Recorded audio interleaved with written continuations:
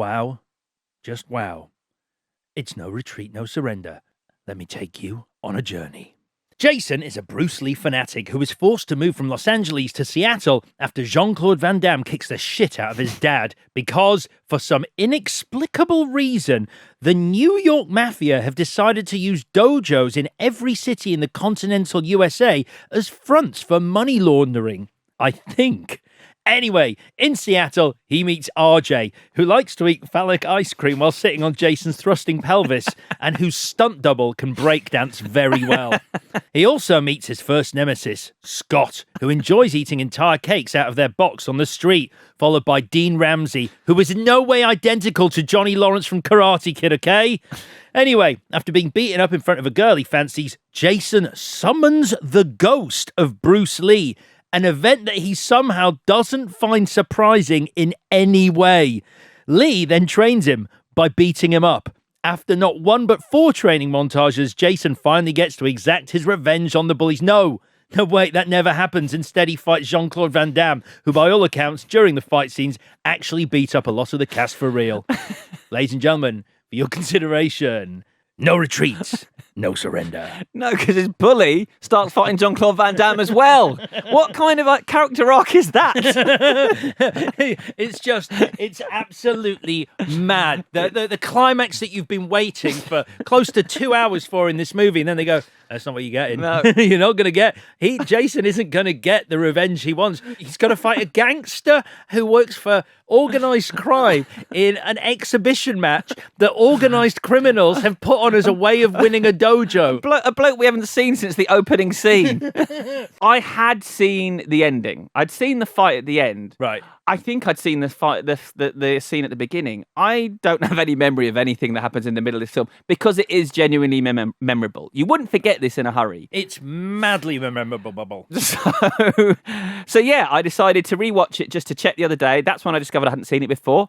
I felt like it was still worthwhile. Half an hour in, I thought I really need a drink here. Now, Alex has made the mistake before of having quite a few drinks while prepping for one of these films, yep. And then the next day having to rewatch them because he can't remember much of the films. So I try not to make that mistake. It could easily happen. This time, I drank a full bottle of wine during the middle hour of this film. I was hammered at the end, and yet I can remember every single second of this movie. It wasn't the fever dream that you were worried about, Alex. It's imprinted on my mind, and that is why I texted you to say, mate, please have a drink. And you were already halfway through. It was already too late. It was too late. I was in, and I was like, I'm not going to drink during this movie because it's unpredictable enough. I think I had a better time. Let's talk about the casting. Kurt McKinney. He'd been doing martial arts since he was 12. He was 22 when he auditioned for it. He'd been living in LA for a little while, doing auditions, working in a spaghetti house. And he auditioned for this movie when it was known as Ring of Truth. Not as good. Not as good? No. Not as good. So this was his first movie. Van Damme, this was his biggest role to date. He'd had tiny parts in a few other movies. So this is, 1985, was still 3 years away from Bloodsport. So this was his biggest movie to date. That would be his next movie, Bloodsport. So it was shot for about $400,000, but it made a lot of money on home rental. People like you were renting this movie. I was looking at it online, going, like I said, never heard of it before. Yeah. Did a bit of research. There's people who do love this movie. Yeah. This movie has a lot of nostalgia. It's a proper cult hit, a cult movie. And look, there wasn't a lot of choice. You'd go down the video shop and there might be 2 or 3 new releases a week, and half of them weren't aimed at you, and half of them probably were out. And so you ended up watching a lot of martial arts shite when you were in the 80s and you were a kid. This is a movie that actually has, I think the fight scenes in this, way better than those in Karate Kid. They're good fight scenes.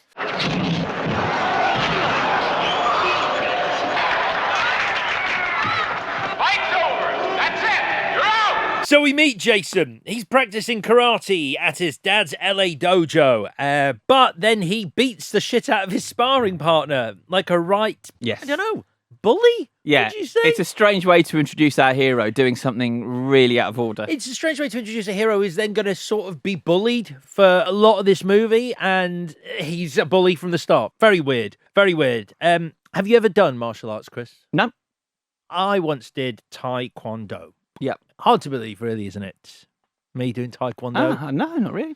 I don't know why I did it. But How did you get on when you did it? I absolutely hated it because there was feet everywhere. I must have gone for about 4 lessons, and then I was like, fuck this. And it was largely because the class was an hour long, and at the 45-minute mark, all the new kids would be told to just sort of sit round the sides of the room.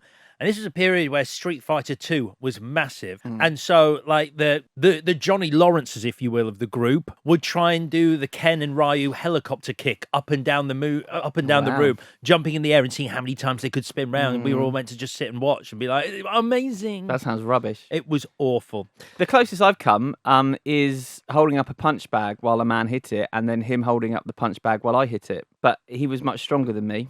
Right, so you got hurt. I just got a bit embarrassed because it was being filmed because it was Dolph Lundgren and I was interviewing him at the time. Oh, wow. Yeah, and like he's not even punching the bag that hard, and I'm trying with all my might not to get knocked over. So we meet Jason's dad, played by martial artist, not an actor, Tim Baker. By all accounts, a good martial artist / not a good actor. Yeah, that was when I first started thinking I might need a glass of wine. Yes, I did. And I'm sorry you came all the way from New York for nothing. And I don't want to waste any more of your time. His range is from hysteria to absolute manic hysteria. Those are his 2 settings. Most of the hysteria is directed at his son, Jason, who he seems to hate. Enter 3 unspecified gangsters who literally enter to the music. It's not far off. Dun, dun, dun.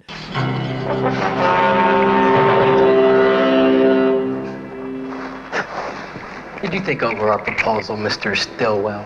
One of these ever so threatening gangsters wearing his karate outfit. Yeah. He's come dressed in his karate outfit just in case. But doesn't JCVD look good in his white suit? He looks so good. Yeah. He looks absolutely immaculate. I love him. Kurt McKinney tells a story considering how immaculate he looks in this movie, and the fact this is Jean-Claude Van Damme, who we know now. And you're like, Jean-Claude Van Damme, he on this movie, this was like, he was starting out, and at the end of the shooting each day, he'd have to get Kurt McKinney and the other cast to push his Volkswagen down a hill to get it to start, because it would only start if it was moving, not unlike the Karate Kid.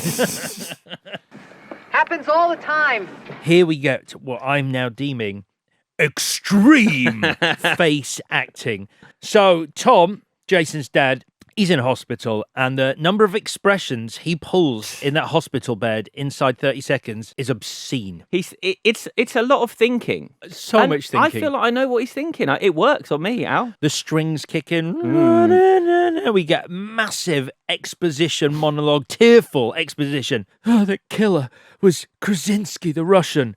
They want all the major dojos as fronts for organized crime. I know they'll be back. What should I do? I can't risk my family. There's nothing else to do but... retreat! Not retreat, leave. Leave town. Yeah, but he should say retreat. So we meet Scott. Eating a box of ding-dongs and a sheet of cake. It's mad. He's got a whole chocolate sponge cake that he's smearing on his face, like fisting about 50% of it into his mouth. He's just so angry that these Bruce Lee freaks keep moving to his neighborhood, which begs the question, how many Bruce Lee freaks have moved to his neighborhood? And it begs the question, why do you hate Bruce Lee freaks when you yourself are a member of a dojo? Good point. I mean, No, I'm not going to spoil it. Go on, keep going.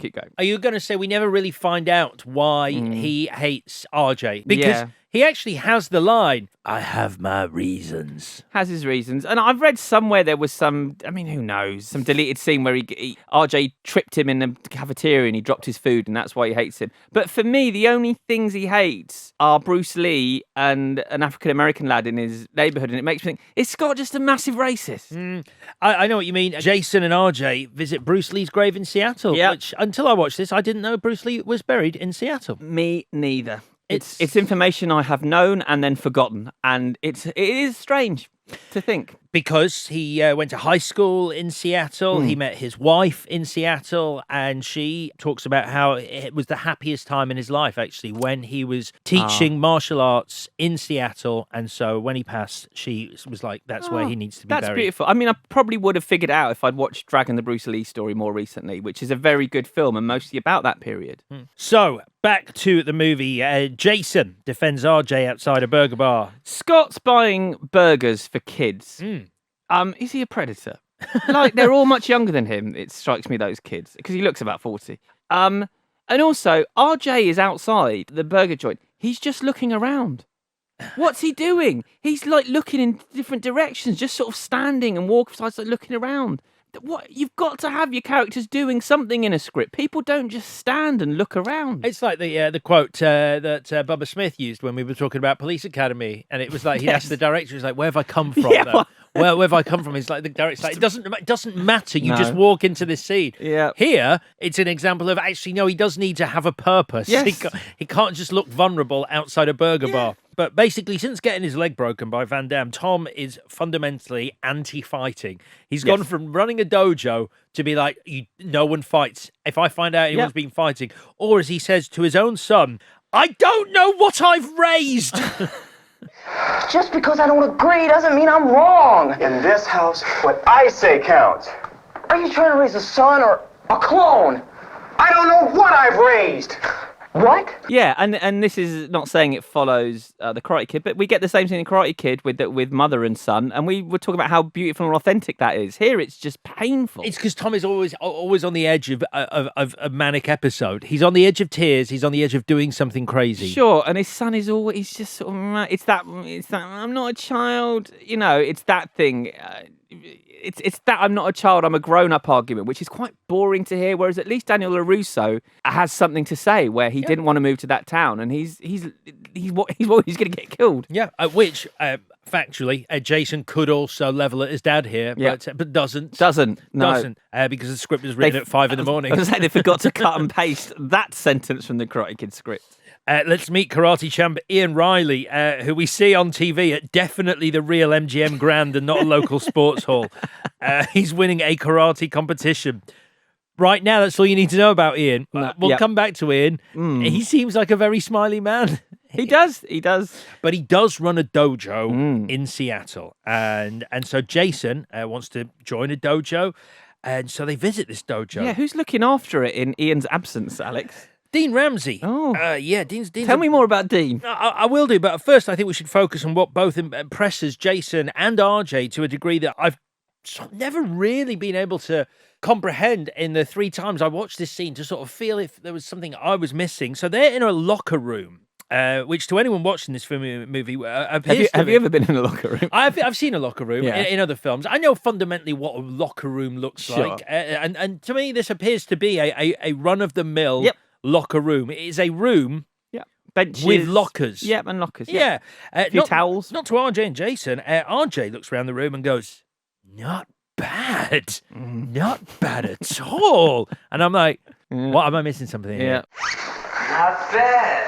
Not bad at all. Yeah, this is a nice dojo. I'll probably join. Hey, I told you, RJ always knows where to go. Maybe it's got that nice smell that a really upmarket locker room can have. Well, I mean, Jason hasn't seen the dojo yet. He's seen the locker room at the dojo, but he follows up with, this is a nice dojo. I'll probably join. This is all from the locker room. But sure enough, Dean Ramsey is here. So, this is LA Karate. Thank God for No Retreat, No Surrender, because until I saw this movie, I was completely unaware of this ancient rivalry between LA Karate and Seattle Karate. Yeah. And thank you to this movie for highlighting this age-old conflict that people were unaware of. I feel like you're making a joke here, but seriously, how can you say that LA Karate is better than Seattle Karate? How can he say that? I did have to look. I was like, is this a thing? It's not a thing. It's not. But I thought it might be a thing. Just text me next time. So, Jason gets his ass handed to him. By Pete. Yeah. Dean makes him fight Frank Peters, played by real-life kickboxing legend Peter Sugarfoot Cunningham, one of the all-time great kickboxers. Oh, I did not know that. Yep, really, he's, well, there's a funny story involving him and Van Damme we'll come to. According to the writer, Keith Strandberg, Van Damme apparently didn't have the best control when it came to pulling his kicks. I cannot confirm that. But in the fight with real-life champion kickboxer Peter Cunningham, he went to kick him. He made contact with his head and knocked him out cold. Something that had never happened in Cunningham's actual kickboxing career. Yeah, that's not cool. So Van Damme breaks character. Because he's like, look, I'm sorry. And the director loses his shit with Van Damme. He's like, no. You've broken character. We have to do the whole thing again. So they do it again. Van Damme knocks him out a second time. Apparently not great with his control. No. Time to meet Kelly, who's having a birthday party. Now, you're probably asking at this point, who the fuck is Kelly? And you'd be absolutely right. What is going on? What have I missed? Was I asleep for 10 minutes? Yeah, so apparently during his time in Seattle, Jason has struck up a romantic relationship with Kelly entirely off screen. Why would you need to put this burgeoning romance in a film when you can have a sequence where Scott uses a power hose to knock over Coke cans instead? That's what you'd put in. So rather than take you through the Kelly, Jason, Dean dynamic, it's easier if you just imagine the Ali, Daniel, Johnny dynamic in Karate Kid with a few small caveats. Number one,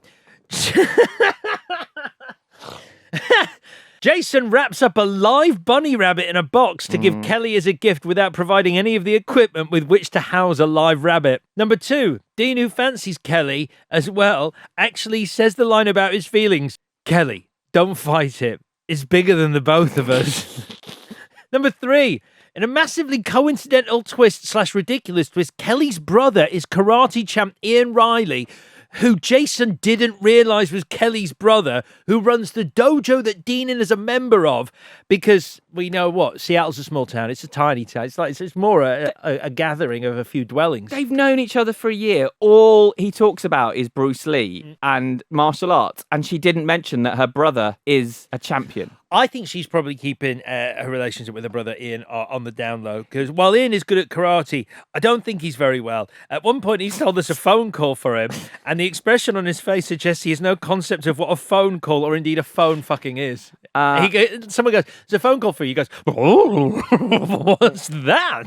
I mean, Ian's relationship with Kelly is questionable. When he sees her, he hasn't seen her for a while. That is not how brother and sister greet each other. What happens again? He's just all over her. His hands everywhere. Ian's a wrong un. He's supposed to be a nice bloke, but in that scene, that is not what siblings do, Ian. Yeah, I think he smiles too much to be a genuinely nice bloke, and so I'll go with that. I think there's something going on there. When Dean sees Jason at the party, this is so good. When Dean sees Jason at the party, his line is clearly meant to be, "Look what the cat dragged in." But what Dean actually says is, "Look what the cat drug in." Because in this movie, drug is clearly the past tense of drag. Well, look at what the cat drug in. And no one corrects him or reshoots the scene. No need for second takes in No Retreat, No Surrender. Look what the cat drug in. Oh, God. I couldn't believe it. I went back and watched it 5 times. I was like, right, the past tense of to drag is to drug. So, Jason gets his ass handed to him again, and so he takes it out on Kelly, shouting, "Give it a rest, Kelly!" while slowly reversing down the drive in a station wagon. So where are you going to go when this has happened? You're going to go to Bruce Lee's grave and ask for help from Sensei Lee before heading home, where hysterical Dad Tom is being hysterical. He sees Jason has been fighting again, and he squawks, "You know how I feel about fighting!"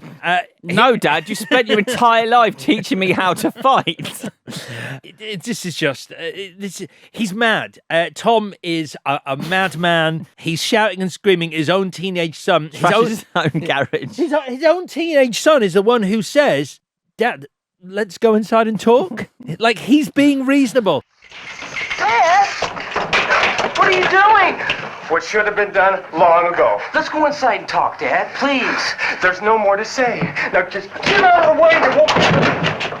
But meanwhile, Dad is ripping down the Bruce Lee poster in the training garage. He's had it. So Jason, as you do, moves all his training equipment into a derelict house. It's a crack den. RJ takes him to a crack den to store his stuff. I'm not happy about that. Yeah, but finally at 50 minutes, Bruce Lee's ghost shows up. The exploitation of Bruce Lee, his name, his image, his persona after he died is criminal. You know what people did, making movies, filming his funeral, doing fake films, making people think that he'd been in them. This might be the worst of the lot. Having him in the film and filming at his grave, I think, is pretty... I think the grave thing's really weird. Yeah, that's the point. That's the problem. I'd imagine you would... I mean, I don't know. This doesn't feel like a film that has done the right legal documentation to do what it did. But you'd imagine something like that, you would have had to get permission from Bruce Lee's estate. And I don't think they probably did. But here we go. Let's talk about this. Bruce Lee's ghost shows up. A fact that might come of something as a shock to our protagonist, Jason. No. So chill. No. Finds it completely normal. About bloody time, Bruce. Yep, it's just another fucking day in Jason's life that the ghost of martial arts legend Bruce Lee has manifested in this crack den. So, the actor is Tai Jong Kim, who was one of 2 stand-ins for Bruce Lee, used to complete Game of Death after Lee died during filming. I'm guessing for his martial arts abilities and not for his face. Great, exactly. So he doesn't look anything like Bruce Lee. That's okay. But what you want to do as the film is just sort of, you want to ride the wave of going, we're saying this is the ghost of Bruce Lee. Fine.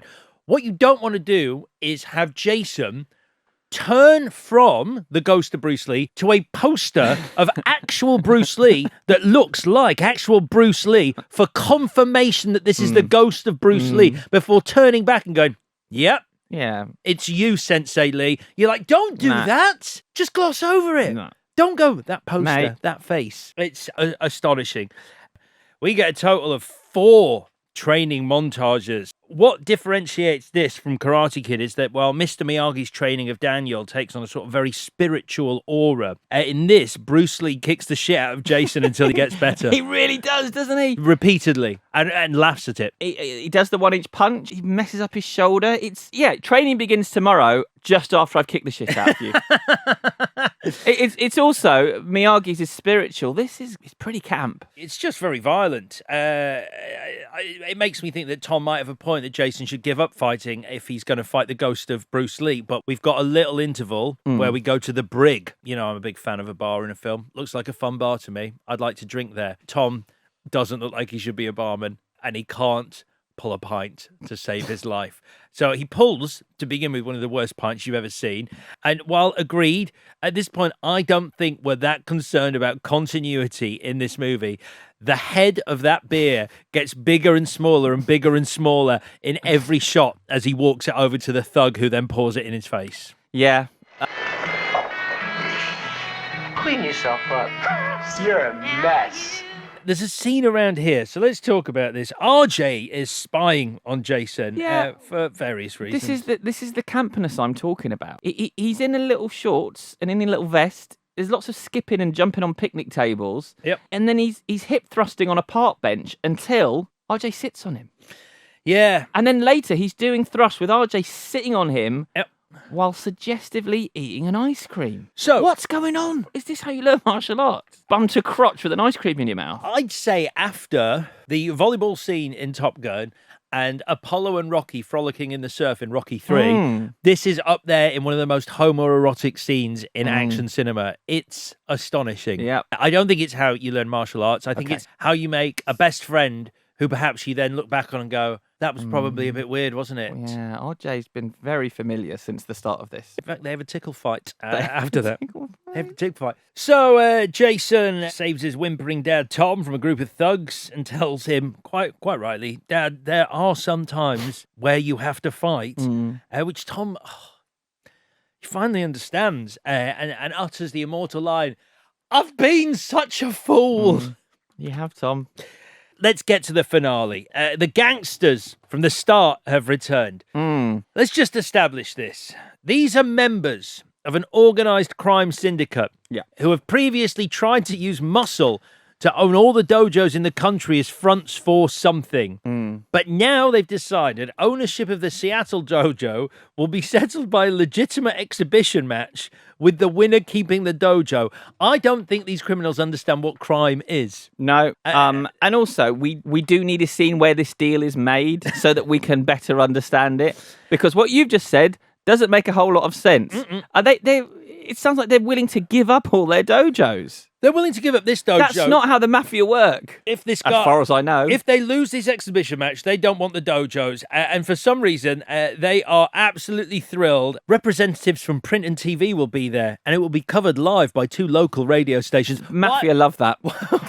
Representatives from print and TV will be there, and 2 local radio stations will be covering it live. More publicity, Why please. do you want the press there?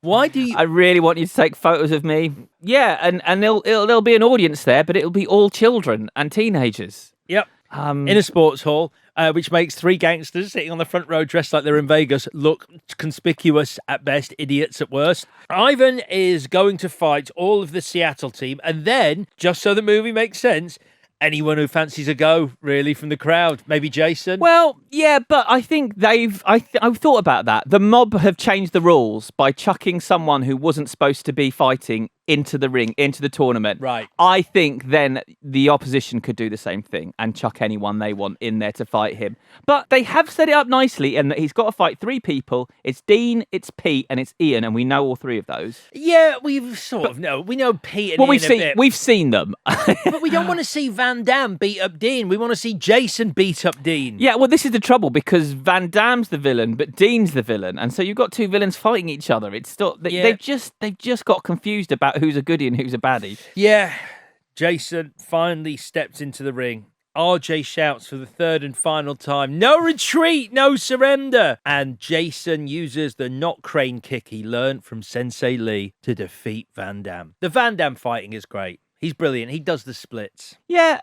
Well, yeah, he does the splits where he crosses arms and grins at the camera between ropes. I guess that's the first time we saw this, because that obviously became his trademark. But Jason's not bad either. He enters the ring with a roundhouse kick. I mean, he's good. Yeah, I like this fight. Yes, this is a me proper too. fight. It feels like a PG action sequence. Yeah. It feels like, it's obviously not going to be that violent, but you do, you get that hit of adrenaline you do when you're watching people go at each other in a movie. Scott bites his leg. Oh, does he? Oh, Yeah, he does. Scott bites Ivan's leg, which turns Scott into some kind of hero. Didn't need that. Yeah, and also after he wins, after Jason defeats Van Damme, on the one hand, sure, Jason is, sticking up for his dad, who still, despite having recovered from his broken leg, is like really anti-fighting. He's like, you get in there, son. He beat the shit out of me, but I think you're better than me now. You go do it. So he does it for his dad, but he also gets Dean and Ian their dojo back by beating Van Damme, which is something that he's not even a member of because they beat him up when he went round there. Yeah. Weird. Yeah, the script needed work. He gets the bumps at the end, though, which is nice. If you're going to rip off Karate Kid, you have to have that moment where Dean runs up and goes, "You're all right, Jason." Like Johnny does. You just need Dean to he goes, "I'm so sorry for being an absolute dick for the entire of this movie." Yep, you need that. I think what the Karate Kid gets right, this gets wrong is... You're good. I get better. Honestly, I don't know whether it's because, obviously I'm watching this for the first time now, having known a career's worth of Van Damme movies. And so I'm like, that's Van Damme. And I don't know, if I'd watched it in the time, I'd feel the same. But certainly now you're like, fucking Van Damme, man. Yeah. I know what you mean, but I do feel like it comes alive when he's on screen. It's like there's a huge gap in this film, and that's the hour between his 2 sequences. He's the most exciting fighter in it. Van Damme, he looks good. He looks great. In that suit he's at the so start. Beautiful. He's got the moves. He looks cool when he's doing them. I mean, he's not Jean-Claude Van Damme. He's Jean-Claude Van Glam here. Oh. And I'm giving it to him. I'll keep it short. Van Damme, because he's Van Damme.